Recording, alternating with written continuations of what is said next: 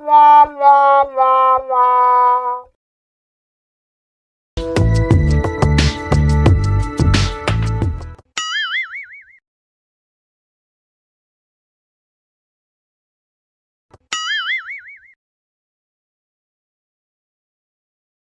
रे तोर खाली नमोए शराफत बा कि तोरा में शराफत के कुछ गुड़ो बा?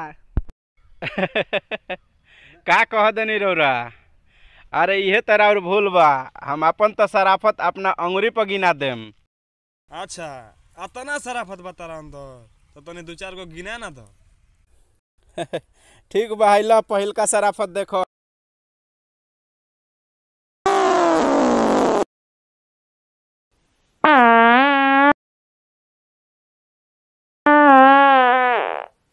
अरे साला आज तो चीनी कीन लनी, रसना कीन लनी, अब घोरल के में जाई।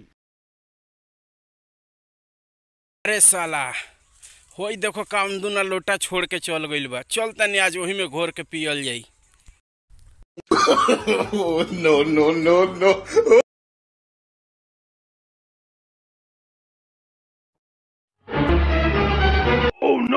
साला ये गांव के लड़का इतना हरामी हो गए बारे सो कि लोटा लेके हमारे भाग गए सो। लोटा सेकंड के का जाने का करे के।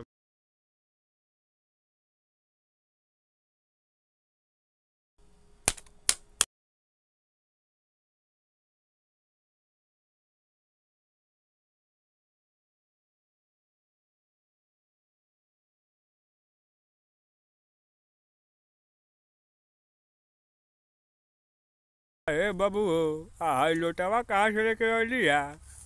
बाग पंडित जी रौरा मालूम लगे का। अरे खेतवा में एगो कोनो बुझाता छोड़ के चल गई रहला, उहे उठा के लिए नियर रासना घोरे के रहला। तो हाँ नु खेतवा में कोनो छोड़ के चल गए रहला, माँ जान करे नु बैठे रहनी है। आय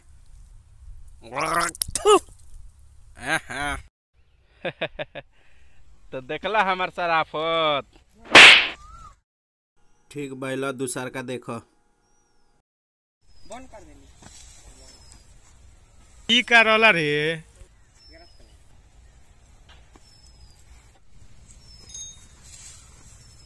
साला ई का रहला रे? बोझवा हमार बार बार खींचत।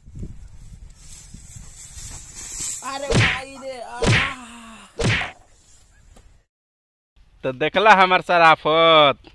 बाप रे बाप, यही के शराफत कहल जाला रे। शराफत हटा के अपन नाम आफत कर ले।